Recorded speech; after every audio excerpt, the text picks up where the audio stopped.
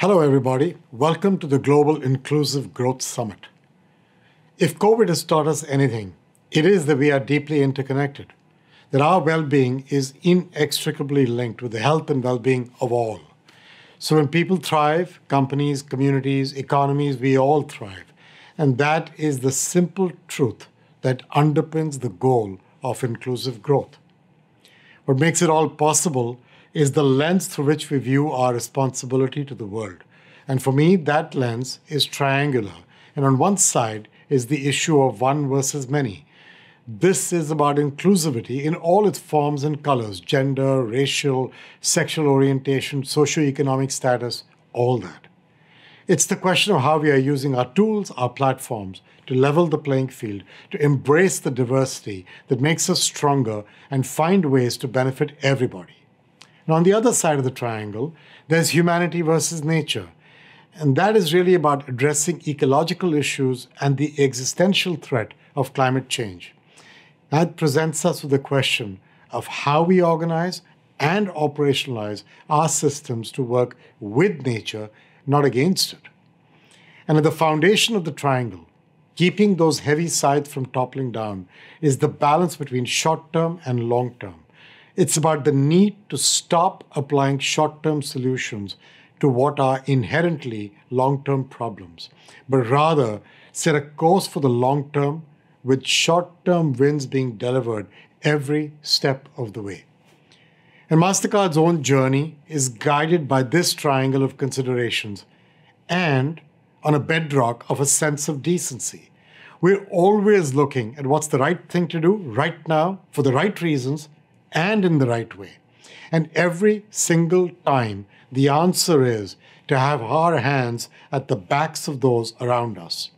So in terms of inclusion, we've been putting our brains and our resources toward the challenge of financial inclusion. And last year, we reached our initial goal of connecting 500 million people to the formal economy through digital tools that offered access to accounts, that helped entrepreneurs build credit histories, that had established systems for secure digital identification, that provided pathways towards resilience, towards capital accumulation, and towards growth. But that's the kind of journey that doesn't, and frankly shouldn't, ever end. There are always going to be more people to connect to opportunities and more ways that we can offer the tools of resilience to people. So when we achieved that goal of getting to 500 million, we doubled down. And now we're looking to commit to a total of 1 billion by 2025, with a special focus on connecting 50 million small and medium-sized entrepreneurs and at least 25 million women entrepreneurs. And frankly, everything we learned along the way in our financial inclusion journey has informed our approach to the other side of the triangle, to environmental sustainability. As a digital network, our carbon footprint is relatively small compared to some. But we can make commitments for outsized progress and apply our network in ways that involve consumers. So through our Priceless Planet Coalition, we have committed to planting 100 million trees by 2025. And we're empowering people to make a difference by educating them about their personal impact on the planet, encouraging climate-conscious choices, and enabling people to donate through direct contributions or through loyalty point redemptions. The point is that at the end of the day, none of this is a one company, one coalition, or even one country job. We need many shoulders of the wheel to have impact now and to lay the groundwork for sustainable, inclusive growth far into the future. And this won't happen through only philanthropy or only through government funds.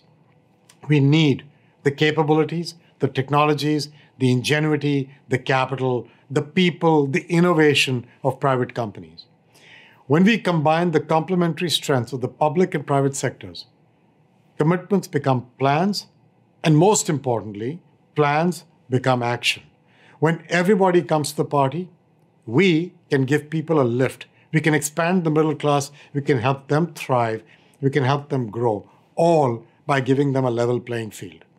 So with that in mind, I cannot think of a better way to start the day than with a session led by someone who has led from the front in this space.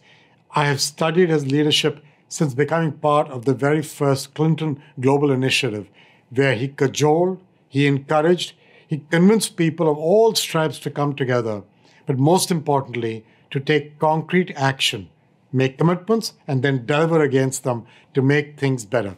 Ladies and gentlemen, President Bill Clinton.